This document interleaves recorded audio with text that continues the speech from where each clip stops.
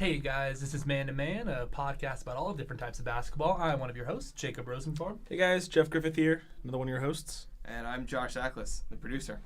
So we're going to start today's podcast off with a little NBA talk. NBA season getting in full swing right now. 1 week in, exactly. one week down. It's been fun. It has been an eventful 1 week. Yes, it has. I think since we've left off, the whole Rondo Chris Paul thing ensued. Yes, there's a lot surrounding the Lakers. We'll spend a lot of time on the Lakers. Exactly. For sure. I think the Lakers are a natural spot to start with the conversation about the NBA as a whole. We'll eventually get to the clearly Eastern Conference favorite Orlando Magic. Obviously, we'll talk about that later. But yeah, after that dominant win last night over the Celtics. But yeah, let's start with the West. Let's start with in LA specifically. The Lakers 0-3. Tell Lakers fans why they should and should not be worried. You think? Oh, that's a better question for you. The Lakers fan. But, I think the easy should not be worried is LeBron. Right. Yeah. I think my biggest thing is they're 0-3, and have they? I mean, they haven't looked terrible. I mean, they've played. I forget who their third opponent is. They played Houston and San Antonio, and those aren't bad teams. Portland. They played three. Playoff teams. They played three playoff teams. Well, they played two guaranteed playoff teams and Greg Popovich. Yeah. I thought you were gonna say I thought the Spurs were guaranteed in there. Oh no, I think Portland's more okay. After what they showed us last season, I would be more comfortable putting them in the playoffs than San Antonio. Sure. But point being, they played three of the probably top 12 teams in the NBA, and lost to all of them. Didn't get really blown out by anybody. No. And I think we entered this season obviously being excited for LeBron as an NBA community, and being excited to see what he does in a brand new opportunity. Nothing like his days in Cleveland, nothing like his days in Miami. It's a whole new thing. And I think a big thing that we all talked about in the offseason, and all of a sudden I feel like has kind of gone forgotten, is like, this is going to take a while. Yeah. He's playing with a young roster, and they weren't going to be good off the bat. Would you like to see a win by this point? Yeah. I mean, I want to see LeBron win in LA. It's like, that's exciting first, but like, I don't think there's any panic. I mean, first of all, there's no panic for any 0-3 NBA team when you've got 79 games left. But I don't think anyone should be upset with the 0-3 start, because at the end of the day, this is a project. Cool. And LeBron is running that project, and eventually, I think we all know they're going to be competitive. I mean, LeBron will never not be a competitive on a competitive team. Sure, of course. But 0-3 kind of sucks. But I mean, how do you feel about it? I feel like you have to feel similarly, right? I want to get the perspective of a non-Lakers fan, because I feel like so much of my feed. That's me. That's how I feel. Exactly. Is so pro. It's Laker fans are at such a weird place. It's such a weird place because they've never been in this position before, where the stars come, but a rebuild is still in process. But LeBron has entered, and that just kind of complicates everything. And so I don't think Laker fans really know how to react. And I think your analysis is spot on. That this is still going to take some time. I think we all talked about that as soon as he came, and then everyone forgot it because it was LeBron. Then I think it's important for people to remember that. No one's saying the Lakers are 0-3. They're saying LeBron's 0-3. Exactly. So I think that's the important narrative here is just how this is just unheard of for LeBron. I mean, he's playing with Josh Hart and Kyle Kuzma and Brandon Ingram. I mean, these are fine players, but they're like a combined age of 80. There's so many problems with this Lakers team. Not so many problems is the wrong word, but like so many issues that I think question marks probably need to be addressed before this team is a serious title contender, and that starts with their big man position, because right now their rotation is JaVale McGee and Jonathan Williams. That's brutal. Yeah, it's rough right now. It's rough. I mean, Jonathan Williams, who last year was playing at Gonzaga, is getting crunch time minutes for. So yeah, that is the greatest concern I personally feel about this Lakers team. Yeah. So Jacob, you said yesterday Jonathan Williams wasn't looking terrible during crunch time against the Spurs. No, he looked very impressive. I'm not gonna lie, he looked much better than I thought. Very impressive just in general. NBA game. Very impressive just in general, or very impressive relative to expectation? Probably the latter. Okay, that's what I was gonna say. Okay, I mean, he made some impressive plays regardless of who he regardless of expectations. He made some just verifiably great plays, but just in general, there's still going to be mistakes and just nuances of the game he's going to be unable to pick up on as a rookie. Of course. And that's seriously limiting this team's ceiling. Yeah. For the short term, and I'm seriously concerned about long term. Well, what's your solution there in the front court? I mean, free agency for sure. I think they've reached a point, and I think big men. We have seen time and time again that young big men are going to struggle defensively, regardless of their aptitude coming into the NBA. Like no matter how dominant you were. Anthony Davis struggled as a rookie defensively. Yeah, exactly.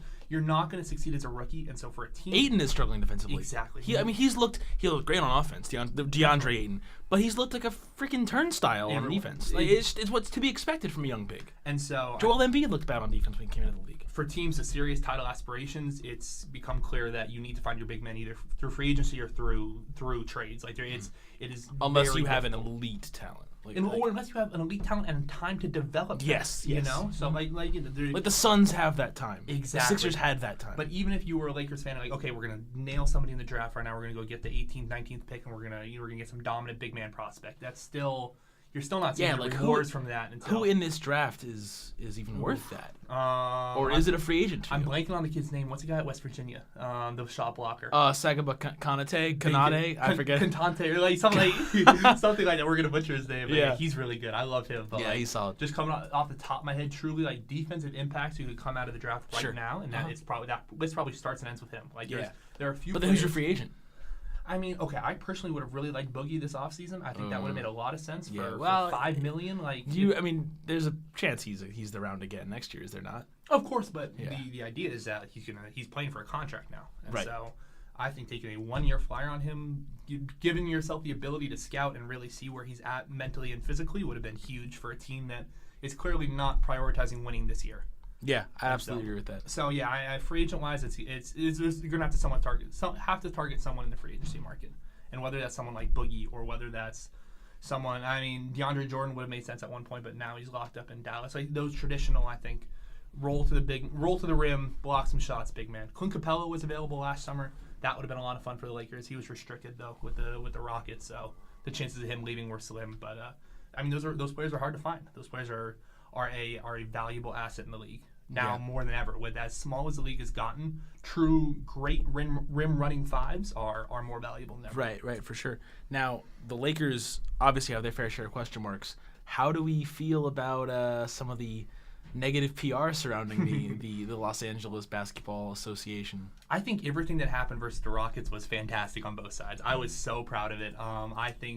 I think everybody who got in that scruffle kind of proved just how scruffle. Yeah, it's a scrap and a scuffle combined. A scrap and a scruffle. A scrap and a scuffle combined into one thing, and it's called a scruffle. All right. I'm coining that word right now. No, I think it showed everyone's here to play. Everyone's here to muck some stuff up, and I'm here for it. Yeah. That's exactly what Rondo does. That's exactly the kind of competitor Rondo is. We knew well before this year that he's the type of guy who's going to get in some players' faces, going to make some people angry, and that's exactly what he did Friday night versus the Rockets. Like that's the exact type of player he is, and I loved it. And then Brandon Ingram is about that life. Yes. And Brandon Ingram is here for all the smoke, and I am such a fan of it. And did you see the tweet?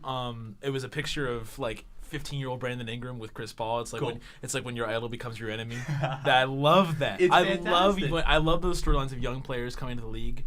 And like, there's a picture of them when they're like 6 years old with LeBron, and then they blocked LeBron or something like that. I love Jason Tatum. Remember Jason Tatum? That's what was in my. I was trying to think of who it was. Exactly. Yeah. That's incredible to me. It really is. We really are reaching the age now where a lot of these studs have gone like LeBron James camp or Chris Paul camp, and that's wild. It's never going to be. I mean, nothing's going to measure up to the eventual storyline of LeBron James Jr. when he gets into the league. God, that's gonna be nutty. Can't wait. That's gonna be so nutty, but that's gonna be amazing. Yeah. We all know that's happening. That is a formality at this point. Yeah, he's what, a high school freshman? Yes. Drafted in 5 years? I think he's 8th grade. He might be, or maybe freshman. I know that's Sierra Canyon. He's 14 years old. Sierra Canyon had that's gonna be fun. He'll be drafted in 5-6 years. See, that's the thing though. Like by the time he becomes a senior, I think there will be we're gonna one and done will be gone. I think he'll be able to go straight from high school to the NBA. By the time Bronny Jr. is a senior. Sure, that would definitely make sense. But we're gotten slightly off track. Yeah, back to the Lakers. Back to this Lakers-Rockets scruffle. No, right. Scruffle. I loved it from everyone. I loved it from Chris Paul. Like, nothing we learned from Chris Paul changes our perspective. Yeah. Of him. Like, we knew he was the ultimate gamer, the ultimate competitor. And if Rondo's gonna get in his face like that and spit on him, like, if we're being honest, Rondo spit. Like, Rondo can say all he wants, he didn't spit. It seemed pretty clear that he pursed his lips and hit him with a loogie. But I mean, both of those players I think reacted accordingly. Yeah. I think if Rondo's gonna spit on you, it makes perfect sense you're gonna stick his pointer finger in his mouth. Like it's all this weird stuff going on. But I respect the hell out of it, and it's awesome. Yeah. I love the beef, and I hope these teams are obviously going to play a bunch more the rest of the season, and I can't wait to watch it. I can't wait for the next meeting. Yeah. Now the Rockets have been kind of an interesting team to follow this season. I mean, they've looked good at times. They also looked really rough, blowing that lead against the Clippers. Yeah. Talk me through that. I mean, what is your take on this Rockets team in the post Trevor Ariza era, post Carmelo era? I mean pre-Carmelo. I'm sorry. But yeah, it just there are serious concerns. Not serious concerns. There are slight concerns about their age and their lack of sort of lineup flexibility. Like the unit they have is kind of all they got. I just don't know how. I don't understand how a Rockets team that has James Harden and Chris Paul lets his opponent go on a 27-5 run to end a game. Right. That's crazy. That's incredible. That was the Rockets, right? I'm not thinking of that incorrectly. I think that's correct. I don't remember that exact figure, but I'll take your word for it. I believe you texted me that. Did I really? Okay. Yes. Okay. Well, regardless, not a great showing from the Rockets on that one. Certainly, there are some concerns about their veteran-laden roster, but I don't know. I think their system is unique enough and complex enough that despite any struggles in the regular season, come playoff time, this team's ready to play. I'm now thinking that might have been about the Thunder. Interesting. That 27-5 run. So let's talk about the Thunder. Thunder, I've loved what I've seen in Thunder so far, especially without Westbrook. So they've only had one game with him, and so excited to see what this team's ceiling is. I personally think their ceiling is higher than it was last year. It was the Thunder. It was the Thunder. Okay. Because I texted you and said, "Yo, WTF OKC," and you said LAC ended on 27-5 run, and that was pretty incredible. I believe I responded with the word Jesus. So pretty accurate. Yeah, that sounds like a pretty spot on analysis from you there. But yeah, I think those are a couple teams that I think maybe have underperformed to start the season. Sure, Rockets and Would Thunder. you agree? Yeah. Yeah. The Thunder looked great in that first game. Yeah. I'm not too worried about the Thunder, if I'm gonna be honest. I like the moves they made over the offseason. I think Schroeder was a huge addition. Yes. And I think the loss of Carmelo is a net addition. positive. Yeah. So addition by subtraction. Absolutely. Overall, nobody's warranting any concern at this point. Like. Sure. Like you can have, I guess, slight concern, but true worry, no one yet. But but I don't know. I think the writing on the wall is there for a truly impressive Thunder season, a top 4 seed, maybe even the 3 seed, and in that fight for one of the best teams in the West. Now another team that I think we talked about as a sneaky 2 or 3 seed, but weren't really sure on, has really lived up to some of your preseason hype, and that's the Denver Nuggets. Yeah. They've looked great. Yeah. They're 3-0. They're one of the 4 teams in the NBA, 5 teams in the NBA who haven't lost yet, something like that. And they beat the Warriors on Juancho Hernan Gomez's block. That was incredible. Yeah. But they look great. And like what you said about Nikola Jokic and Paul Millsap as a backcourt, as a front court, has really come true. I mean, in the game against the Warriors, Millsap wasn't phenomenal, but Jokic had 23 points. Millsap had 6 boards. I mean, they look good. I mean, Jokic became the second player ever to have a 30-plus point triple-double while going 10 for 10 or 11 from 11 for the field. That's incredible. I mean, it was him and Wilt. Those are the only 2 players to ever do that. I mean, that's a good category. That's a exactly. good company. Good company to associate yourself with. Yeah, Nikola Jokic is freaking awesome. Mm-hmm. He is so talented and just because he lacks some of the virality of other NBA stars, he's not getting the recognition he deserves. But he is one of the 7 most talented players in the league. He's one of the best players right now. If you could choose any player to build around, he's, like I said, he's in that top 7. He may be in that top 5 just in terms of his youth.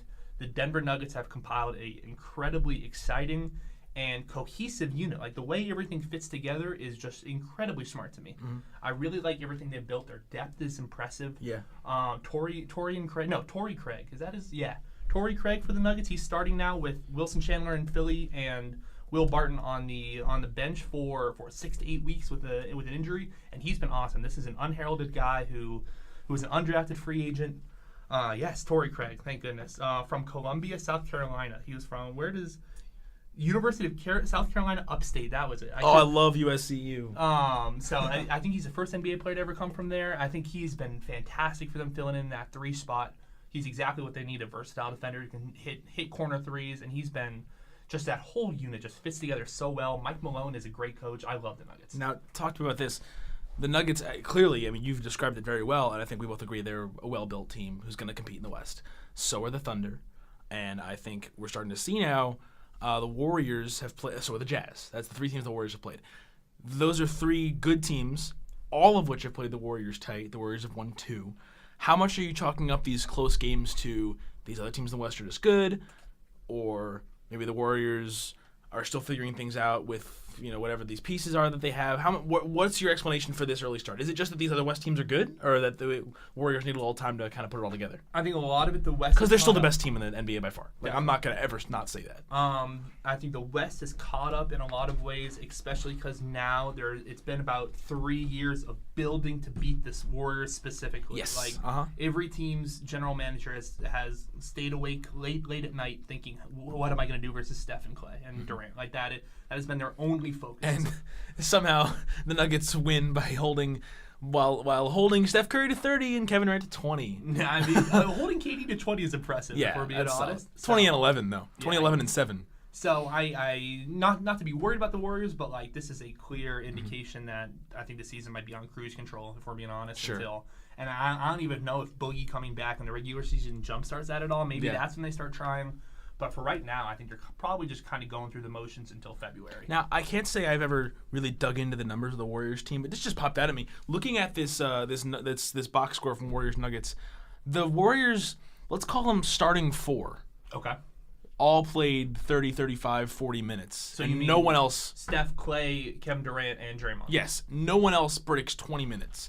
Are you worrying about a depth issue there, or is that just the nature of how top-heavy this team is now? I mean, this team specifically, there are some concerns, but I think we've said that about the last 2 Warriors teams at this point last year. I mean, just all they need is one big man to step up, whether that's Damian Jones or Kevon Looney. They need one of those 2 guys to step up and provide real minutes at the center position. Sure. And then we know Iguodala is not caring until February. So that helps a lot of their depth issues. But they've lost some pieces. Patrick McCaw is no longer there. Ian Clark's no longer there. They're relying on players. Zaza. Exactly. Zaza's no longer there. They're relying. Still waiting for Boogie. They are relying on players of a lesser caliber than they ever have. Sure. And so, I think it will. This season will be a defining year for Steve Kerr more than anyone else, just in his ability to transcend the mediocrity they have on their bench and elevate it. And that's what I'm waiting to see. This will be truly Steve Kerr's greatest performance if they're able to three-peat. And how about scary to say? How about Urebko with the game winner against Utah? Urebko is so good. That was dope. Urebko is exactly the type of player the Warriors are looking for. A smart, kind of heady player who is overlooked by the entire league, but is able to put up 12 and 8 on a relatively consistent basis. Now these J's in his name, are they both Y's or is one of them a J? So he released a video a couple days ago. So everyone's saying Jonas Jerebko is how everyone. I thought it was Jonas Jerebko, and that's how everyone in the States has been saying it. Okay. And he corrected everyone. His true name in I have no idea where he's from. I thought I knew it, then I realized no idea where he's from. Is Yunus Jerebko. Is how he said it on the video. So I'm gonna keep calling him Jonas. Okay, cool. But that's why I call him Thon Maker instead of Thon Maker. Good. But Sweden. Okay, cool. Mm-hmm. That's wow. There must be probably less than 3 players from Sweden in the NBA. Yeah, it's not exactly the biggest NBA or basketball hub. Not really. That's kind of wild, huh? Cool. So from the video he released, Yunus Jerebko. So just much like Thon Maker, I think. We as socially active people here at Man to Man will try our hardest to pronounce Yunus Jerebko's name correctly. Yunus Jerebko.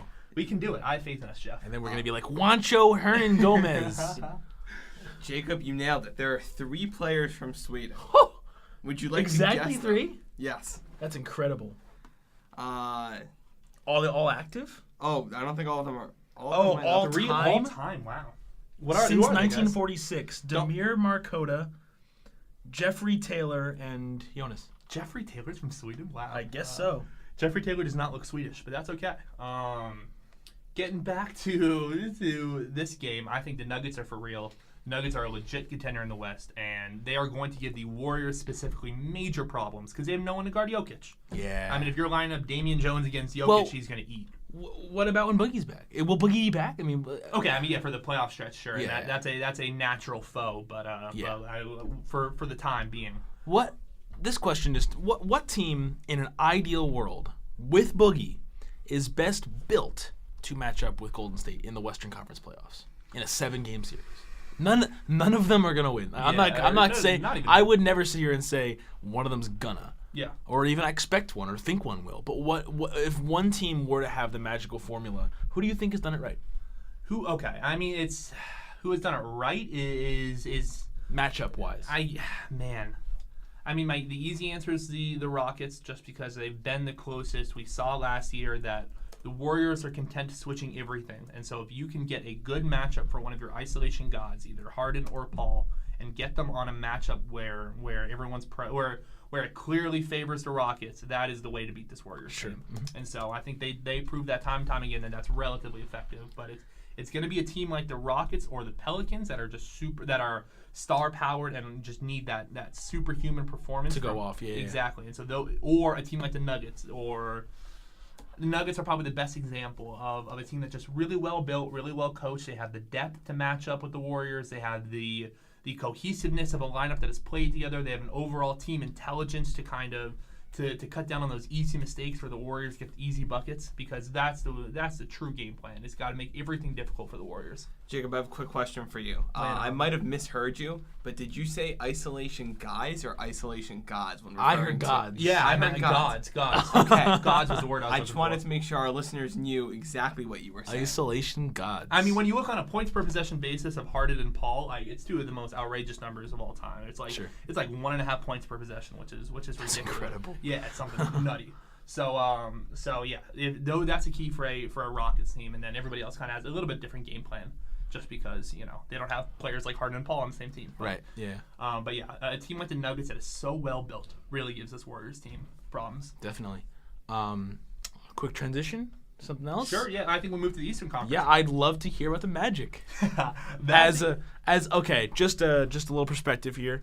I got back to my apartment. I think it was it Friday night, Thursday night, whatever night that the Sixers barely beat the Orlando Magic by 1 without Ben Simmons. And my roommates asked me, how are you feeling about the Sixers barely beating the Magic? And I didn't feel that great. And then they went to Boston and they won. What the hell is Orlando? The Magic are going to give a lot of teams so many problems this Why? year because they are built in the exact opposite image of most other NBA franchises. They're like, let's get as much length and big men as possible. I love that. Exactly. It's zagging when everyone's zigging. And if they weren't starting DJ Augustine, I'd have a lot more confidence in their overall ceiling. But right now, Mo Bamba is getting nothing. I mean, because they have Jonathan Isaac, Aaron Gordon, and Nikola Vucevic, who all need minutes. There's only so many minutes to go around, and those three players can barely play together. Would you start? And there's no way to get Mo Bamba in that mix. Would you start DJ Augustine over Jerian Grant? Yeah, I guess, but neither one is. If those are your options. Yeah, Jesus. Neither one is particularly. I mean, Isaiah Briscoe played recently. He was out. It sounds like the Magic should be trading one of those bigs for some kind of guard, some kind of wing, right? So the trade I've been throwing around in my head that makes a lot of sense, but I don't know if Team B does this, is the Magic sending.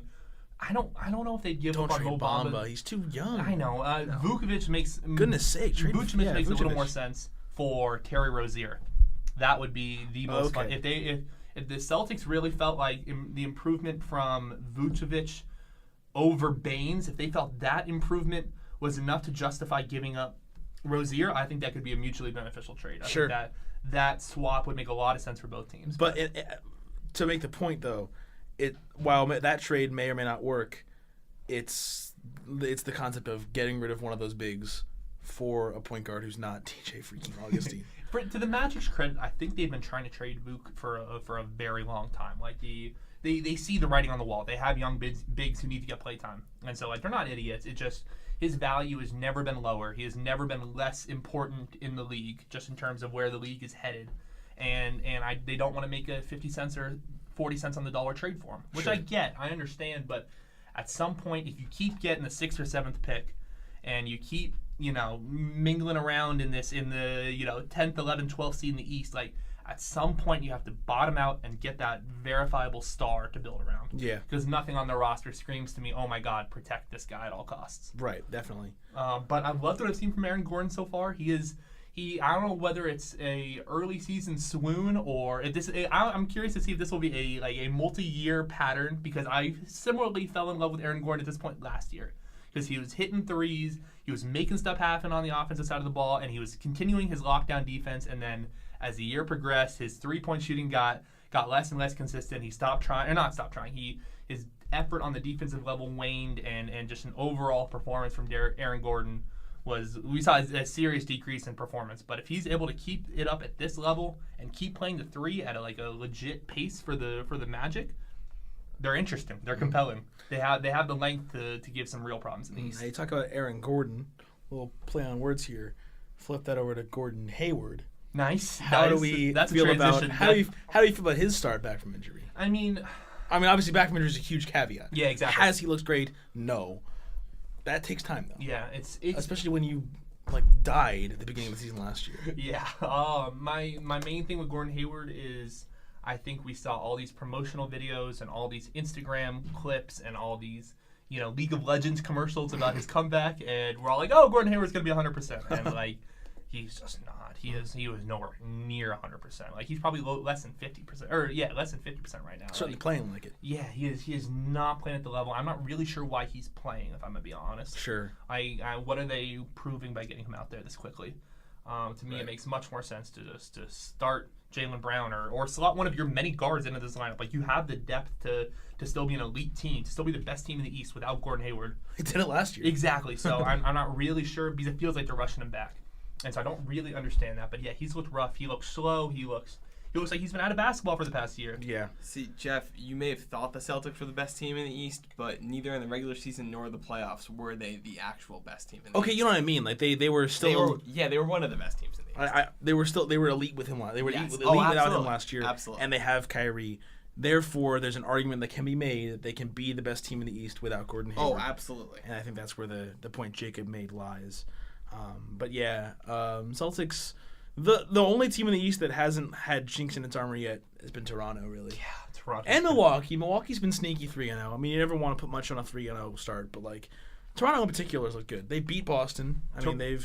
They killed Charlotte. Charlotte sucks, but they killed Charlotte. They're 4-0. Kawhi's looked good. Kawhi's looked like he cares, and I think you and I said he would. Especially you. I think there's been a bit of a false narrative saying, oh, he won't care because he wants out, but he's still an athlete. He's gonna play. He's 31-10 against the Boston Celtics. That's not a guy who's apathetic about his season. Definitely 100%. And if he's playing 100%, this team is just as viable as the 1 seed as Boston is. Yes, if not more. They are really good. I really love everything that they're doing. I'm pointing at Malachi Richardson as a did not play is a travesty, but I'll get over. Travesty might be a slight misuse of the word, but agree to disagree. Obviously, I'll get over that. Josh has a point here.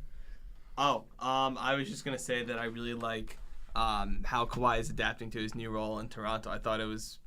I don't know. A lot of people were like, "Oh, basically what you guys just said." I liked how they're using Toronto, and I thought it was kind of cool how Kyle Lowry still did the handshake without DeMar. I know that kind of made me sad. But no, they were such a fun backcourt together. They're the NBA's best friendship. But anywho, I love this Toronto team. I think people sleep on its bench. If Nick Nurse is able to replicate exactly what Dwayne Casey was doing there, because I as much as I love Dwayne Casey and as much as I think he's going to do really good things in Detroit, I never thought of him as a master strategizer or this incredible team motivator. Yeah, he's taken good teams to the playoffs and not done anything. Exactly. Yeah. And so I think if Nick Nurse is able to take that, replicate exactly what Dwayne Casey was able to do, this is a more talented team than Dwayne Casey ever had, and the East has never been weaker. And that combo pack, I don't know. I think we might be seeing Toronto in June. I really do. That'd be awesome. I've always liked what this team's been doing. I think, again, I think we sleep on their bench. I think people often forget that this bench has some quality pieces on it. And I'm not trying to sit here and say that we need to shut up about their starting five, because starting five is very good. I'm not sure I love Pascal Siakam as a starting big, but especially when you have Valanciunas, but that's who am I to say? Sure. OG Anunoby, great player. Fantastic. Really like what I've seen from him. Fred VanVleet, sneaky good backup point guard. And I don't think their second five would beat Boston's, but when you combine that depth with the starting five they have, I don't think there's much difference between the two. Their 10 and Boston's 10 are going head to head. That is a fight to the death battle. There's a small part of me that wants to see them in the Eastern Conference Finals together. I think that's kind of likely. Actually, a pretty big part of me. I wouldn't mind. If the Sixers can't make it, which I don't think they will, I would love to see this matchup. I think this is gonna be a very fun series. Yeah, I think I don't know if it's us getting swept up in the emotions of the first week, but personally, I feel like I was kind of down on the East coming in, and now there are 4 legit teams I cannot wait to see come playoff time. Yeah, I think we said it. I think what we said at some point, it might have been last year, was that the Western Conference first round will be 1,000% more enjoyable than the Eastern Conference first round. But I don't think either conference's semifinals or finals will be that much less entertaining than the others. Facts. And I think we said that last year too, because there are going to be some awful teams in like the 6 to 8 range. But when you get down to those top 4 or 5 that make the second round, you've got some great matchups. You really do. It's going to be so much fun. The East is going to be so competitive this year, especially that Atlantic division with Toronto, Boston, and Philly all playing each other a bunch this year. Oh man, I can't wait. I mean, maybe this is just the college basketball guy in me who likes leagues like the Patriot League and like following the Northeast and the WAC and like all the different storylines there. I'm still excited to see how like the 6 through 8 shakes out. Oh, of course. Because it's mediocrity and you're not going to go anywhere in the tournament, in the playoffs. But dang, like it's gonna be fun seeing, can a Magic sneak into a seed? What are the Heat? Can Deion Waiters do something cool? Who are the Pistons? Like these teams aren't good, but it's gonna be fun to see. I think there's a lot of teams, as we're seeing, the Magic are sneaky fun. The Hornets aren't terrible. The Bulls are really The Bulls fun. are interesting. I think there's going to be maybe 5 or 6 teams competing for those last 2 spots. Definitely. After that, I think we'd agree the top 6 is Sixers, Raptors, Celtics, Pacers, Bucks, and Wizards. Yeah. And after that, I think there's legitimately 5, 6, 7, even 7 teams competing for the last 2. And that's going to be fun. Oh, my God. It's going to be Because last year, the competition was the bottom 5 teams in the East competing for draft picks. And this year, it's competing for playoff spots. Yeah. And really, all we saw last year was Heat versus Pistons for that last spot. Yeah, no one cares about that. Yeah, and like if it's for one spot and it's for who's going to get swept by the Raptors, like which they didn't. But I just think that's going to be a more fun storyline than we give credit. Definitely. Just because these teams aren't necessarily going anywhere in long term. I was going to say in March. In May, or as you said, in June, which is wild that we play basketball in June. Just because that's the case, I still think that's going to be a fun storyline to watch shake out. Just because it's fun to see these young teams get better. Definitely. But I've always been, back to the original point, I've always wanted to see this Toronto team be good. I've always wanted to see this core in Toronto, and just in general, what Toronto has been doing the last several years really reach a peak. Yeah, definitely. And I hope it's not a 54-win season and a 1 seed like it was last year, or whatever, 50-something games they won last year. But I do think, like you said, there's a legitimate chance that they do something special this year or maybe even next if they keep this core together. Yeah. If they keep Kawhi, they can be good for a couple years. Oh, my gosh, yeah. Mm-hmm.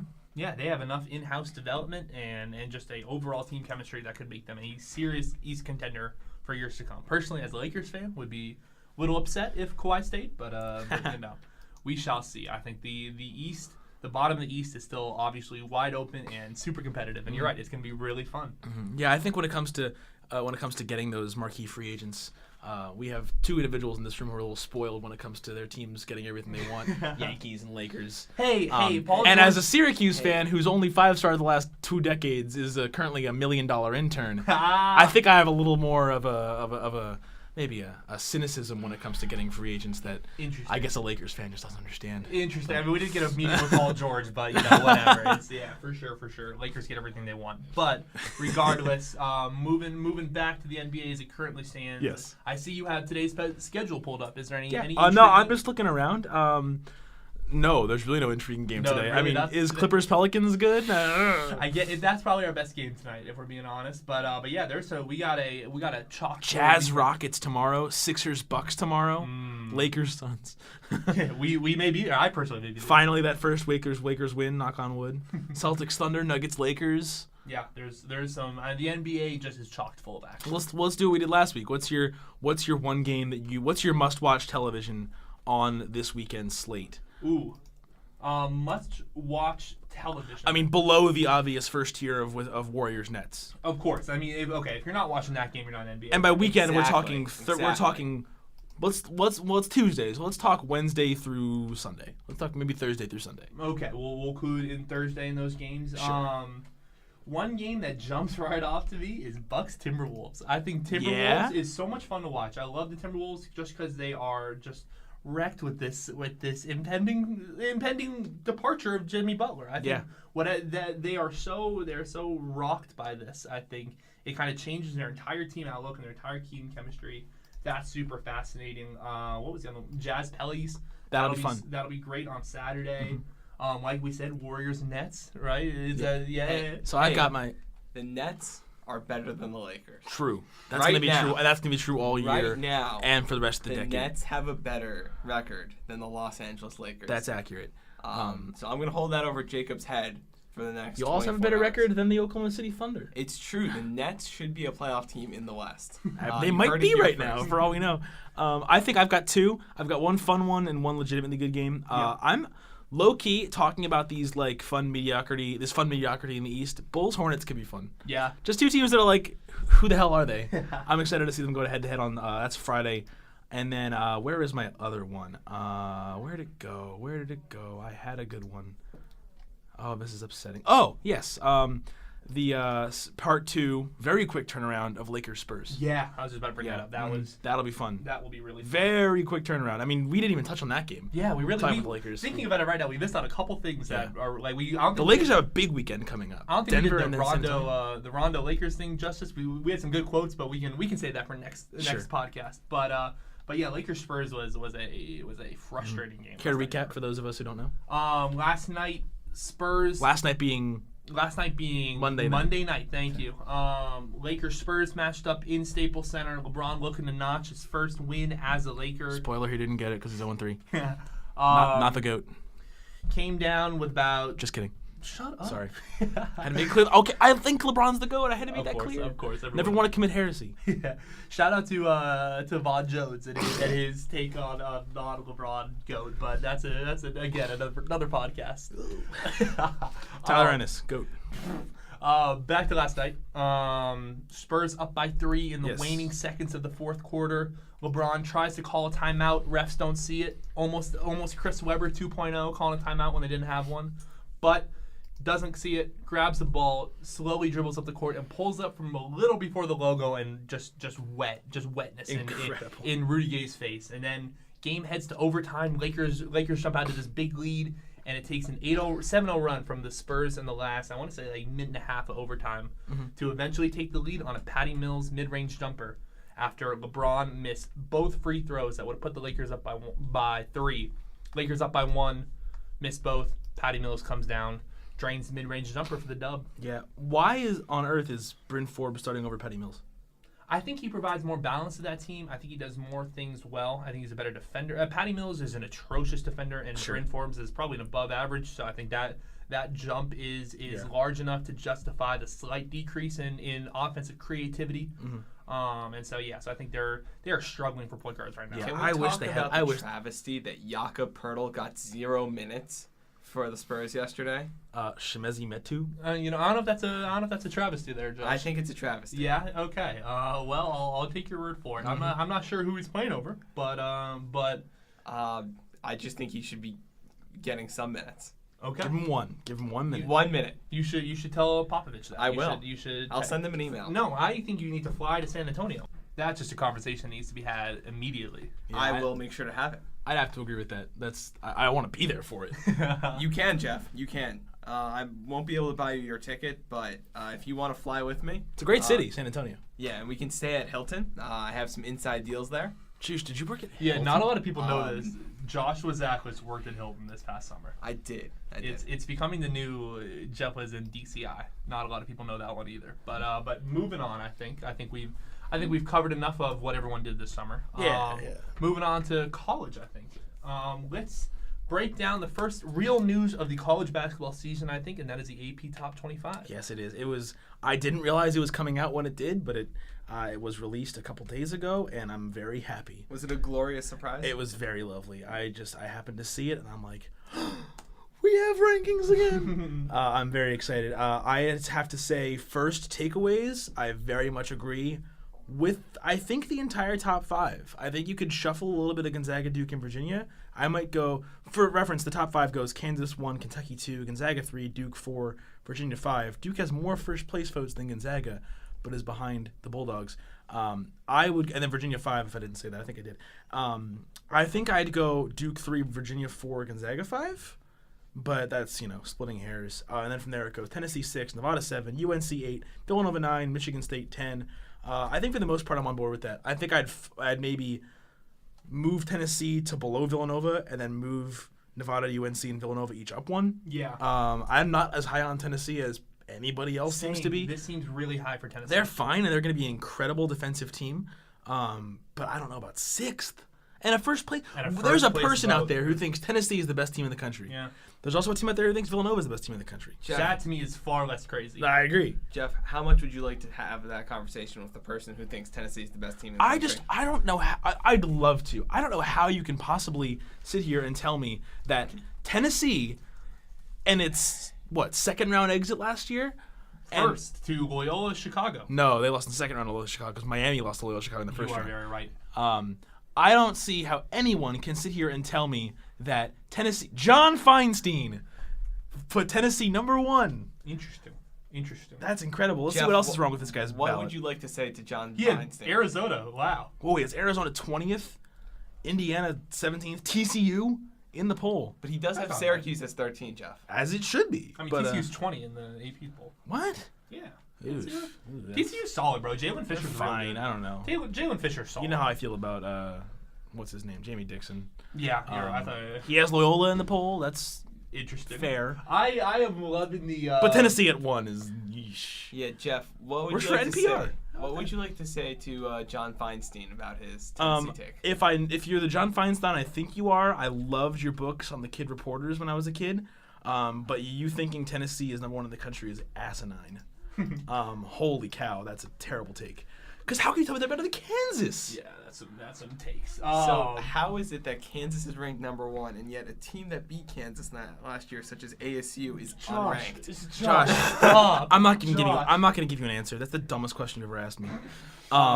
Breaking down this top 10 though. Yeah. Kentucky 2 seems right. Seems too high. Yeah. I'm personally not that high on this Kentucky team. Yeah. I think this is the first time in a minute they haven't had a top 5 recruit. I don't really like the recruiting class they put together. I don't think they're that talented. I don't know. I'm worried about the overall composition of this Kentucky team. Yeah, I had Kentucky as one of my 1 seeds, but they were definitely my 4th 1 seed. Sure. I believe I had it go Kansas on the S curve.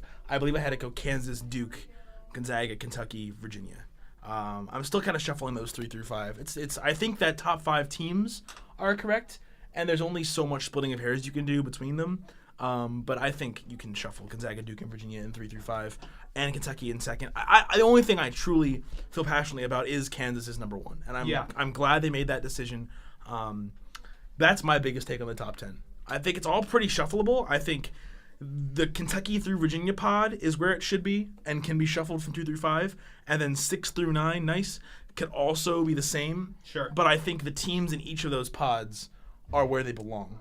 I have some beef with that. I think Nova's better than people are giving credit for. But how much better? Significantly to me. You think top 5? Yeah, I think they're a top 5 team. They might be a top 3 team. I think this Nova team is still really good. I don't know. I don't want to overreact to Javal Quitterly, but I think a freshman of that caliber added to the infrastructure they've already built, to me, just seems like a pretty clear-cut top 5 team in the country. Okay, I think Nova can be good, but I would be uncomfortable putting any team that lost 3 first-rounders and a National Player of the Year.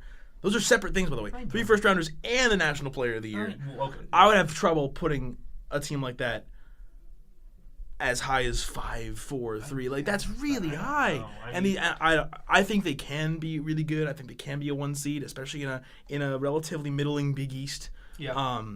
But I think 7-ish is probably where I'd put Villanova.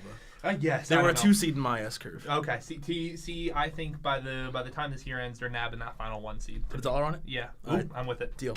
First, that was a terrible handshake. That was. First bet of the season on Man to Man is that Villanova will be a 1 seed. Jacob gets $1 if they are. I get $1 if they're anything but. And it's a 1 seed in March Madness, not in the Big East tournament. Yes. Just to be clear. I feel pretty confident about the 1 seed in the March Big East. Yeah, I think that would be shocking if they don't get it. Another big takeaway to me is Tennessee over Nevada. I think if we're they're not. These are two teams I think not in the general conversation of elite basketball programs. They're in the reverse of each other. In what way? They are the absolute reverse of each other. I think if you look on KenPom, you'll see this too. I love KenPom's rankings, and I'm looking at that more than I am at the AP poll. But if you look at KenPom, Nevada is the number 1 team in adjusted offense preseason and 23rd in adjusted defense. On the inverse, Tennessee is number 8 in adjusted defense and 16th in offense. I think you're going to see Tennessee be one of the more fun defensive teams to watch. Oh my gosh! Yeah. And Nevada has absolutely no defense. Did you hear about what happened against Washington? Oh, yeah. Afterwards, head coach, I'm blanking on his name. Mike Hopkins, Eric Musselman. No, Eric Musselman from Nevada. Mike Hopkins is Washington. Exactly. 91-73 was the final score, and he afterwards was just saying, we can't play defense. Interesting. We can't move on defense. We can't defend teams of this caliber. I think that's a little overreactive. Yeah. But, the point's there. I mean, they're going to put up points. Yeah. Incredibly. I mean, the fact that they're Nevada and they're the number 1 adjusted offense in KenPom's ratings says something. I mean, it's preseason, but it still says something. I think they both each, though, have a glaring flaw. I think for Tennessee, I want to say Grant Williams is going to have to be a stud. I mean, it's him and Admiral Schofield. That's their team. Admiral Schofield! Best name in college basketball! That is a great name. It is, right? And I feel like this is a perfect time for me to return from my last question, which clearly was not a good question. So I took like 5 minutes. I took a timeout there. Much deserved. Collected yourself. Collected myself, and now I'm ready to comment on Admiral Schofield, which... incredible name. The best name next year in college basketball will be Precious Achua. Yes, Precious Achua will be Precious. But Kofi Cockburn will be a fun one too. Definitely. 2019 class has some great names. Some killer names. But back to the 2018 season. I love looking at KenPom. We can break down the AP top 25 too, though. One sec though. Nevada had 23 in adjusted defense. That seems a little high, if we're being honest. You think they should be worse? I think this is going to be a team that's going to put up some numbers because they have to. I'd agree. This defense is going to struggle. Also, 84th in adjusted tempo. Interesting. I expect that to be higher this year. I think they're going to run up. I think the Martin twins together despite their defensive limitations, are a fantastic offensive pairing. Any guesses where Virginia and Syracuse rank in adjusted tempo? In adjusted tempo? Out of 355 teams? I'm going both sub 250. Both sub 2. No, not that bad. Virginia is 353rd. Nice. Syracuse is 344th. Wow. Jeez, that is brutal. Those are also 2 of the top 3 teams in adjusted defense. Yeah, it makes sense. Both behind Kansas. Makes sense. So I love following KenPom. I think it's a little more accurate than the AP poll, but it also puts Syracuse at 8 as opposed to 16 in the AP poll. So maybe I'm a little biased there. But let's look. Speaking of, Syracuse at 16. Let's look a little further down here. I think there's some interesting cases in the 11 to 20, and even further down case. Auburn at 11 is sneaky. They're going to be good. I don't think they're going to be last year good. Losing Mustafa Heron will be tough. St. John's, let's go. That's another bet we're going to have. $1. Right now on what? On St. John's attorney? I will gladly make that. So Jacob's putting St. John's in. I am not. Shamori Pons and Mustafa Hernan get you in the tournament. I don't know who Mustafa Hernan is, but Mustafa Heron is a great player. Screw you. I think Oregon way too high. Yeah, that's wild. I think like 19, 20 range. I'm not gonna lie, kind of surprised. I was surprised to see them ranked. I thought this would be an Oregon team that kind of came out of nowhere, but everyone agreed was solid, and then made their way into the rankings. Yeah, I'd agree with that. I think this is a lot of love for Peyton Pritchard. Way too much. That has to be where this ranking is coming from, right? I think 12 through 17 are all to me, except Virginia Tech. Okay, no, there's 4 teams in this 10 to 20 section that I think are teams that are in this poll based on general talk of people saying this team's going to be good. Based on what? So Kansas State is at 12. Why? Because they made the Elite 8 and to return most of it. I don't think that's accurate.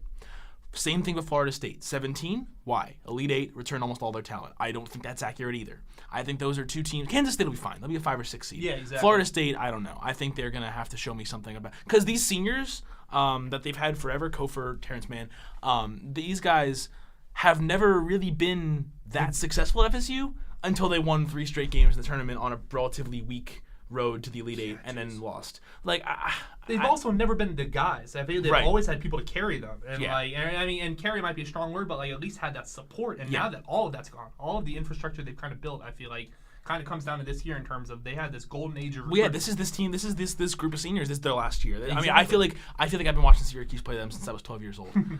Guys like Terrence Mann, like man, I've been hearing that name for ages. Yeah. Because he's been playing since he was like a sophomore or freshman. And I don't think they're 17 though, because they haven't shown me anything. Syracuse, I think you could lump into that conversation at 16. They showed a lot of the hype around Syracuse is between three things. It's making the Sweet 16 last year, it's Tyus Battle's return, and it's recruiting a good class. And I think if those three things click, as in the Syracuse you saw in March, Tyus Battle being elite and O'Shea Brissett following him, and then the freshman being good, that's a 16th team in the country. I think potentially better. But again, I don't know if I'm confident. My point about these teams, Oregon, Syracuse, Florida State, Kansas State, and even lump in Mississippi State, who's really there on the wings of a good recruiting class. Yeah. I think those 5 teams can be this caliber, this top 20 or even better caliber, 3, 4, 5 seeds for sure. They all have that ceiling. But I don't think if I'm a voter, I wouldn't be surprised if at least 3 or 4 of them, even all 5, fell out of the poll sometime in the first month of the season. Yeah. Because I think these are teams where we're so much basing this poll for them off of potential and what they can be. Oregon is the big one for me. Mississippi State's another one for me. I think the ones I feel most confident about are K-State and Syracuse, largely because of coaching. Sure. But again, I think there's some teams there in that range that are a little more based on potential and a little based on last March hype that we still need to see. I need to be proven that these teams are going to be good before I feel comfortable that they're the top 20 teams in the country. I think that's very fair analysis. UCLA at 21. That is wild to me. What is the thought process? The UCLA Fighting Jalen Hands. They lost 2 of what were going to be their best players, and they don't have much. You really think Tiger Campbell is going to be that important? I think he's going to be fine. I think he was going to be an important piece on a team that I don't think he's going to be a solid backup one. Like I don't. Yeah. What else? But Sharif O'Neal hurts more. Yes, definitely. I mean, even before they lost Sharif, I would have had them in the low 20s. Yeah, high teens maybe at best. Interesting. Before Sharif, I don't even know if they were my initial 25. And then Sharif loses. Yeah, geez. And I'm kicking them out at that point. Yeah. And then you lose Tiger Campbell, and I'm like, okay, now what are you? Like, yeah, exactly. So I question. Yeah. I mean, no more Thomas Welsh. No more. What else did they really? Aaron Holiday. Aaron Holiday. Thank you. Those were 2 major pieces that they lost, and I don't know really where they replaced them. Mm-hmm. I don't know. The 21 to 25 pack here is just it's just a muddle of question marks. I was going to ask Jeff because I looked at those teams and I'm like, none of these teams stood out. I've seen these teams be good in the past. UCLA's obviously been good in the past. Yeah. Clemson's been decent 22. of late. LSU just had Ben Simmons. They were relevant. 23. Purdue was relevant last year. Washington was relevant when they had Markelle Fultz. But I didn't see anything that made them relevant this year. Yeah, I think these teams, except for UCLA, I think Clemson, LSU, Purdue, and Washington, year 22 through 25 are right where they belong, in my opinion. I think they're meant to be fringe top 25 teams because each of them has a really big question mark.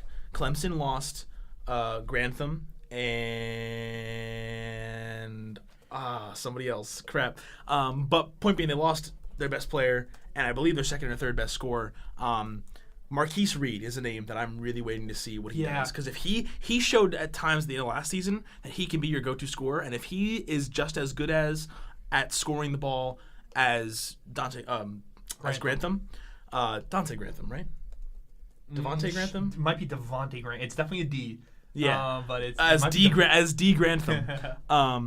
Rough day with names for the Man to Man podcast presented by ATL Wings. I think if Marquise Reed can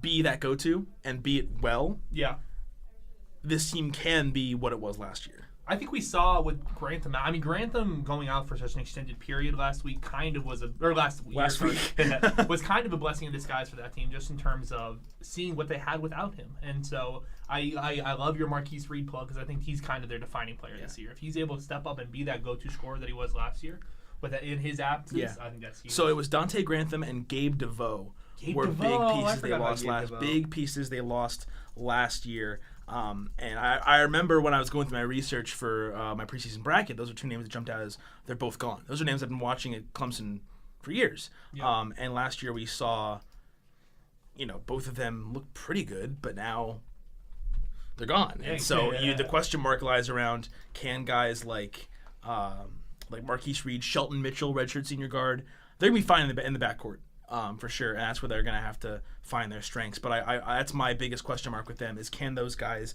step up in bigger roles this season? I think their ceiling is probably second weekend if they really put it all together. LSU at 23 is a fun one.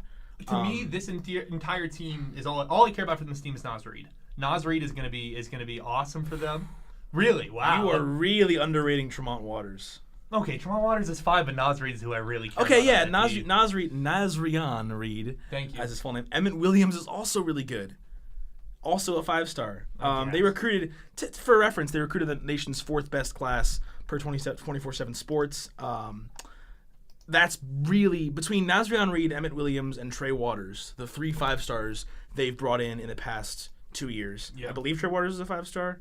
No, a 4-star, but right on the cusp, top 50 player. 24/7 does weird stuff with their 5-stars, for being honest. Yeah, there are very few of them. Exactly. But my point is, these 3 top 50 players they brought in the past 2 years, that's your core. So a lot of youth. Yeah. And that's my question mark with them. I think they're more of like an 8-9 seed team, but a sneaky one that could get hot in March. I feel they're very Vanderbilt to me. And I don't know if they're a top 25 team yet. I think they have that potential, but I feel like it's a little premature to put them in. Yeah. So I was surprised to see them there, if I'm going to be honest. To me, I thought LSU this year was all going to be about kind of development and one and done. If we're being honest, I kind of thought this was the problem is this is the year, because they're not going to have Nazrian Reid again next year. They're not going to have Emmett Williams again. They're probably not going to have Trey Waters. LSU may have 3 first-round draft picks in this next draft. Probably. Which is pretty incredible, given the fact that they haven't been in a tournament since given the fact that it's LSU, 2011. Yeah. You know? And their next year's recruiting class, as of now, is nothing. Unimpressive. 11th in the SEC, 2 3-stars. Yeah, a JUCO play. Yeah, I'm not impressed with it. So this is the year. So I don't know what to expect from them. Purdue at 24, maybe a little low. Really? Okay. They're all Carson Edwards this year. Exactly. That Carson Edwards will determine this team's future. Yeah. So I like them fringe top 25. I think they're better than LSU, Clemson, and UCLA. But what's the difference between 24th and 22nd at this point in the season? Yeah. And then Washington. I'm high on them. You are super high on Washington. Yeah, I love Jalen Noel. Yeah? Yes. Did you see he put up 26 on Nevada? Really? Yeah. And the way they play defense, I obviously love. But I think 2-3 zone, especially and the Mike Hopkins 2-3 zone, which is the baby of the Jamaican 2-3 zone, and he's got the length that Syracuse teams have always had. He does. He has that length. He has good wings, and I think man, good wings. I'm so excited to have wings tonight, guys. Shout out ATL, our sponsor. But yeah, Mike Hopkins is a great coach, first of all. But I think they're going to be playing in a league that already isn't great, and is going to be having a defense that it doesn't know very well thrown at it. That when you don't know it very well, we've seen Syracuse in the tournament baffles teams. Yep. I think Washington's going to have similar DNA, and I think they can win 13, 14 Pac-12 games and be the Pac-12 regular season. I mean, the only team I worry about against them is Oregon because of the kind of offensive firepower they'll have, and they have a big man who can break that zone. Bol. 7-footer Bol. He's the kind of guy that can give that zone fits. He's the kind of guy. He's your Marvin Bagley like last year, giving Syracuse zone fits for Duke. Same idea. The 2 things that beat that zone are great shooters and bigs who can play on offense. Big versatile bigs. Bigs who don't look clueless. Who with the ball in their hands. Bigs who can step to the free throw line. Yeah, grab the ball in the high post and actually look competent. Make plays, and know how to hit that short corner or those wings. Like that's the entire strategy for beating the 2-3 zone. Exactly, and I think Oregon's probably a team that has that. I don't know who else does. Yeah. Zylan Cheatham, I think, could be an interesting factor. I think we all know. I mean, we see them way more frequently than the average person. So I think we all know ASU's a sneaky team this year. I think they got votes. That's fine to me. Josh is sticking a fork in my face. A fork's up in your face. A fork's up in my face, not a literal fork. No, I do not have a fork with me right now. Yeah, but yeah, I think those are my biggest takeaways from this poll. Any other questions? No, I think that's our ending on Purdue transitions us perfectly into the AP All-Americans, which are just released today, highlighted by Purdue guard Carson Edwards. Bingo. So tell me, why do you think Carson Edwards is one of the best players in the country? Do I? Okay, that's a better question. Is Carson Edwards one of the best players in the country? Yeah, I think this is fair. I think this year's voting shows how there's really not one true player that sticks out. Because we've seen now, not only did 6 people make it because there was a voting tie, but there's a billion guys who also received votes. Yeah. You have the others. I think it's got to be at least between the guys who made the list and the others receiving votes. There's 25 guys on this list. Yeah. And I think that tells you something. I think that tells you there's not one standout. Like last year, we had a handful of guys we felt really good about. I mean, Jalen Brunson, Trae Young, etc. Trae Young wasn't even on an AP All-American list. Well, I mean, was the season went on? Yes. I think we're seeing a similar thing this year. No one really has that star, incredible athlete. We know this player's going to be great. We know Carson Edwards is probably the best, up there with the best senior guards and leaders in the country. And that's obviously what wins this award, and it's what wins in March. Yeah. And so I think that's a big portion of why he's here, because he's been successful, he's played for a while, and he's the go-to on a Purdue team looking to make up for losses. They lost Vince Edwards, Isaac Haas. Going on the list, Luke May. I think he's a similar story. Yeah, hold on. Let's run through the top 5 and then we'll get each. Carson Edwards, Luke May, R.J. Barrett, Dedrick Lawson, Ethan Happ, Caleb Martin. My thing on Luke May, I think, is similar to Carson Edwards in the sense that he's a senior who we've seen a lot of and is on a good team and is going to be their main featured piece. Yeah. He has a little more around him this year, Seventh Woods. But I think similar story. Good senior, good leader, good player. Fits the prototype. Fits exactly. the prototype we know for who wins these awards. And exactly. Luke May makes a lot of sense. R.J. Barrett, great freshman. Yeah. The stud freshman from this class. Yes, he's the stud freshman from this class. And his fellow quote-unquote stud freshman Zion Williamson got votes. And I think that's fair. I don't agree, but I think it's understandable. Dedrick Lawson, Kansas. I don't know if he's necessarily the guy on Kansas that I'm giving. Really? I mean, there are so many. They're so deep. Quentin Grimes? Gerald Vick, Quentin Grimes, Udoka. Yeah, exactly. Yeah, so I mean, Dedrick Lawson's great, and he averaged 20 and 10 last year at Memphis. Yeah. And I think he's a huge addition to that Kansas team that not a lot of people are talking about. I definitely think he belongs on this list. Ethan Happ at Wisconsin. I expected much better out of him last year. I really wanted to see that next level of evolution from Ethan Happ as a scorer down on the low block, and I just didn't see it. His freshman year, he just devoured people coming off the bench because he kind of had one move. He kind of had a twisting hook that was just dynamite. And then when defenses adjusted last year, he had no counter move. Yeah, I think he's a little on the name recognition for this list. I've never been super high on him.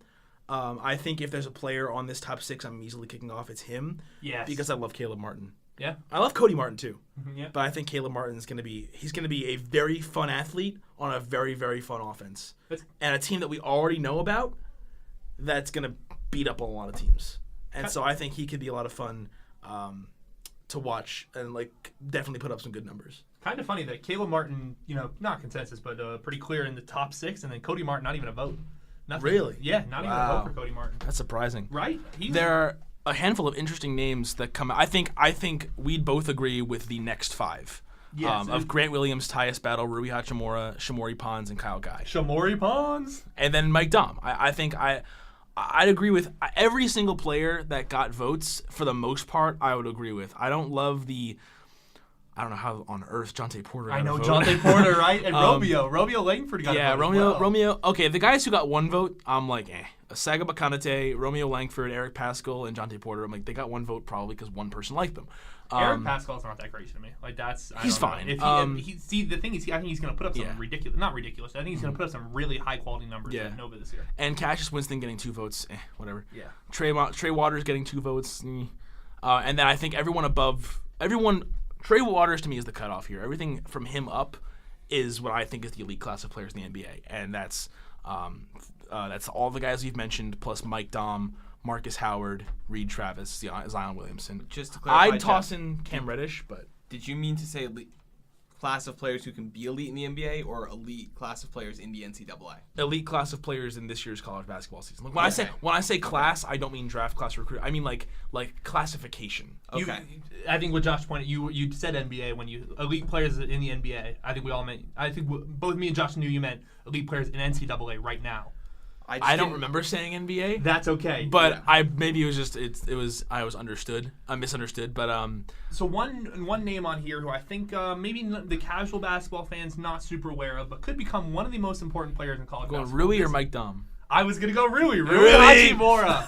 Rui Hachimura, a 6'11" sophomore, I believe, at Gonzaga, born and raised in Japan, but is the kid of 2 military members, and he is awesome. He is super talented. He is gifted with the ball. I'm seeing here as a junior. I was wrong. He didn't play as a freshman at all. Tell us how you really feel about him, Jacob. I love Rui Hachimura. 2017-18? What's up? Was he hurt last year? I don't believe 2017-18 stats are not showing up for him on ESPN. So I'll keep doing some research, but you keep Rui Hachimura, and it's super important, valuable piece on this Gonzaga team, especially a Gonzaga team that kind of lacks the front court depth that we've seen in years, whether it be Zach Collins or Caleb Karnowski. This is Rui's kind of their number one go-to option now, down on the low block, and you are giving me an interesting look. Who, Karnowski? Is it Caleb? What did I say? Shimmick Karnowski? I say Shimmick? No, it is Shimmick. Oh, it is? Yeah. Oh, what did I say? I said Caleb. Oh, man. I don't know why. Caleb Karnowski sounds way better than Shimmick Karnowski, but I think Shimmick might actually be right. It's spelled Persimek, but it's Shimmick. Okay. Well. My guy. Yeah, Persimek is short for Przemysław. Wow. Well, now we know.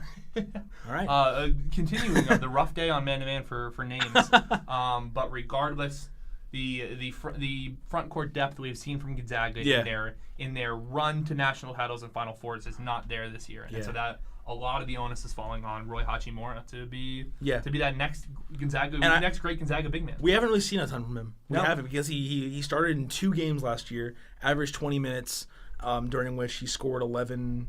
Rebounded 4.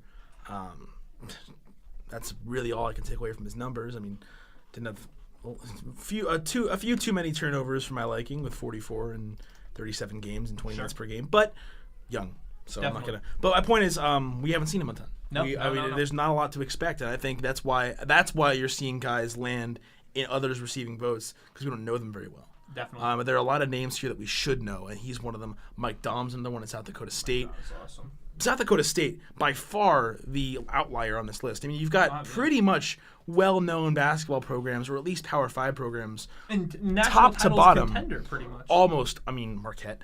Yeah, Marquette's not there. St. John's, obviously. There's some exceptions here. But for the most part, this list is trying to reward the best players on great teams. Top 25 teams. And then there's some notable exceptions, and those are really fun to look at. Although I don't think Wisconsin's good.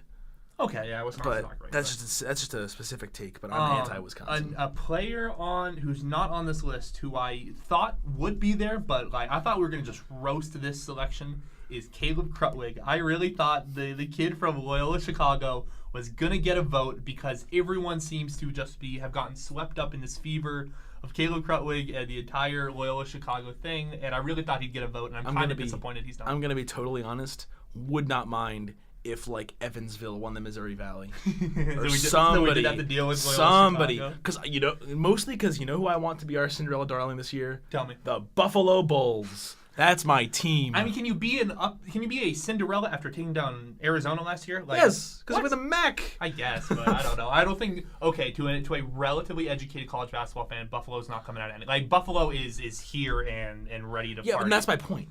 Yeah, I want to see them be the lower conference team that we're talking about. That I will give you. I want them to be the lower conference team we're talking. They're not my Cinderella per se, but they are my Cinderella is Pennsylvania, University of Penn. I love Penn. They've got this freshman class. I know one of them. Wait. Jeff knows somebody on Penn basketball. I do. Not a lot of people know this. Went to high school with him. He's a great guard. His name's Ryan Bentley. But they've got a great class of, I believe it was 2016 entering freshmen. That are now juniors, and they've recruited well since then. I'm really excited. I think they're going to roll through the Ivy, and I would love to see them do some damage in March. You got to watch out for my Princeton Tigers. Yeah, what's Harvard looking like? They're not sniffing Penn. Princeton's not sniffing Penn. It's going to be Harvard and Penn. Okay, that's what I thought. Harvard and Penn will once again run that league. Okay. But I think Penn's a little better than Harvard. Okay. But I think there are a handful of, there are like 6 to 8 mid-major schools, and when I say mid-majors, I'm counting out Gonzaga and Nevada. Okay. For obvious reasons. Sure. And that list, the mid-major schools that could be really fun if they make it to March. And that list includes Loyola, Buffalo, Penn, Davidson, Rhode Island and St. Joe's also fun out of the A10. Albany could be really fun this year. Just a handful of teams I'm excited about. Buffalo just worked Albany in a scrimmage. Buffalo's really good. Yeah, obviously. I wouldn't be stunned if we see them in the top 25 at some point this season. They should be. I think when I did my initial post-March Madness 2019 bracketology, they were like an 8 or 9 seed. Ooh. And I can still see that. I think that's very possible that they work their way into like a 8, 9, 10 area and not necessarily an 11 or 12 like we see a lot of these good mid-majors. Because I just think they're going to rip their way through a terrible MAC. Exactly. That's the thing. They're going to put up some gaudy numbers, and I can see them really... You're telling me that you couldn't see them in a 6 to 7 seed. Like, I don't know. I think they're really talented. You couldn't. I said 8. I said 8. Oh, I couldn't. I could. Yeah. Sure. I see. That's the thing. That's kind of where I see them headed. Just because I think they're going to put up some ridiculous numbers. They're going to have a great record, and I don't know. I think people are going to learn from their mistake of last year. Mm-hmm. They're going to have a good strength of schedule. I mean, they play 2 top 25 teams, at least as far as I know, in the non-con. Those are Syracuse and West Virginia, both on the road. They play. No, that was last year. If their website would work, shout out Buffalo.com or whatever the site's called, ubbulls.com. Buffalo.com. But yeah, so Syracuse, Syracuse, West Virginia, Marquette. Thank you, Josh. St. Bonaventure. St. Bonnie's is a good team. They're going to have a solid, not RPI, net. They're going to have a solid net out of the non-conference because they're going to play good teams. West Virginia, Syracuse. Marquette coming to Buffalo? Marquette. I don't think so. I think that might be a road game because I know for a fact that Syracuse and West Virginia are also road games for Buffalo, and for some reason they're listed as the home team here. Interesting. But point being, they're going to be a lot of fun. Buffalo's, okay, of that group of West Virginia, Syracuse, and Marquette, Buffalo's beaten at least 1, if not 2. Tell me wrong. Prove me wrong. Yep, they're beating West Virginia and Marquette. All right, I'm with it. They gave Syracuse a scare last year. They're good. Yeah, they're really good, and they didn't lose anything serious, correct? Mm-hmm. And they kept a cohesive unit together. I like what they're doing. With how good Buffalo is, Syracuse is playing a tough non-conference. They're playing like all the good mid-majors. Old Dominion's fun. They're playing them. St. Bonnie's, and then they play 2 Power 5s in Oregon. Hopefully Oregon. Right? Likely Oregon. Yeah. I mean, I have a hard time believing Oregon's not going to beat Iowa, and Syracuse isn't going to beat UConn. I guess. UConn is decrepit. I hope Syracuse loses to UConn just for you. Thanks, appreciate that. You're welcome. Speaking of decrepit teams, they also play Georgetown. Interesting. Also terrible. And they're going to get. I think they're going to get dumped on by, again. We've talked a lot about this Big East. Mm-hmm. I think we can get into it more next week. Sure. But I think the Big East. Example Marquette, example St. John's. We've talked about all these teams. I have no idea what the Big East is going to look like. There are like 12 different combinations of 2 through 6 that I could see happening. I can't really distinguish like this group of Xavier, Butler, St. John's. I don't Marquette, know how. Seton Hall, Providence. Okay, see, Marquette's slightly above those all to me. Like I think really, they're 2 for you? I think they're not a clear 2, but like if I'm going to have to pick a 2 right now, Marquette's that team. Okay. And then there's this next group that I was just talking about: Xavier, Butler, Seton Hall, of Providence, of groups. St. John's. Thank you, Jeff. Of teams that have some really exciting pieces, but I'm still curious how everything fits together, how everything really blends. Mm-hmm. And so I think that there's a lot of shaking out that needs to do in the Big East. Mm-hmm. Speaking of the Big East, with that group, I think you have that group of 7 that's got tournament aspirations. Mm-hmm. You've got Creighton that's on the fence. Interesting. You've got Georgetown that's bad but getting better. DePaul really needs to leave the Big East. DePaul needs to do... DePaul hasn't been competitive in like a decade and a half, if that. DePaul went 11-20 last year and didn't just lose its top 4 scorers. 2 of them transferred. Yikes. As like sophomores and will sit this year. Yikes. Like I believe they're 9 deep, and I think 5 of them have never played in a DePaul uniform before. Yeesh. Yeah, not looking. I just feel bad for them. Like there were so many years that like, you know, you have these great Big Easts, and DePaul would like go 1-17 and get obliterated by everybody, and then sneak 1 out. Why are they in the Big East? The thing I don't understand about DePaul and like Chicago basketball as a whole is how has there not been an elite program to come from Chicago? Like how I know how is Northwestern and Illinois and Chicago DePaul? State, like all these D1 programs that have this just fountain of elite talent from Chicago, and none of them can capitalize because the rest of the Big Ten can go and recruit. I guess, but like, come on, how are you not capitalizing off that? How are you not building? Who are some of the best NBA players that have come from Chicago? Anthony Davis. Where'd he go? Kentucky. Yeah, Jabari Parker. Where'd he go? Duke. But yes, obviously. The Blue Bloods. Obviously, but someone needs to step in. It's one of these programs that has a base in Chicago needs to step up and start recruiting some. Okay, obviously they're not going to get the Anthony Davis and Jabari Parkers, but Simeon High School is still an elite factory and there are high schools all around Chicago that are pumping out elite talent that people are not jumping on. Philly teams can't recruit Philly for the most part. Villanova can. Yeah, exactly. Villanova can. But there's that program that lies there that is recruiting. That's what's made Villanova great recently. They've been pulling from that Philly market, right? And other ones. Others. But the one thing about Philly is from what I've covered it, so I know a lot of the high school players, but the teams that aren't Villanova have done a poor job of getting the players who aren't Villanova talent. Yeah. The big one to me is Deron Russell. He goes by Fats Russell now. He's at Rhode Island. He might be one of the 5 best players or 5 most exciting players I've watched in Philadelphia high school basketball, and he ended up at Rhode Island. Yeah. Temple didn't get him. St. Joe's didn't get him. LaSalle didn't go after him. He ended up in Rhode Island, and he's killing it. He's probably a top 5 player in the Big East this year, right? He plays at Rhode Island. Rhode Island. Oh, I'm sorry. Not Big East. Top 5 player in the A10. Yeah, absolutely. That definitely. He was lighting it up at the A10 tournament last year. He's so much fun to watch. But point being, I think we often see that teams are unable to recruit their areas. There was a big stink a few years ago about Syracuse not being able to recruit New York City. Not that they're in New York City, but they should be able to recruit the state of New York. That was why it was so big that they got Joe Girard from upstate New York from the same high school that Jimmer Fredette went to. Which now I'm wondering, why didn't Syracuse get Jimmer Fredette? But I had no idea he went to Glen Falls. But yeah, me either. That's really interesting. Yeah, point being, Chicago, great factory for basketball.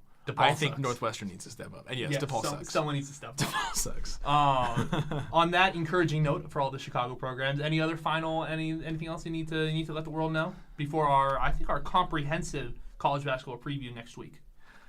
Because this was not comprehensive. No, this was just we're going to go conference by conference. We're going to bore you. Because it won't be boring.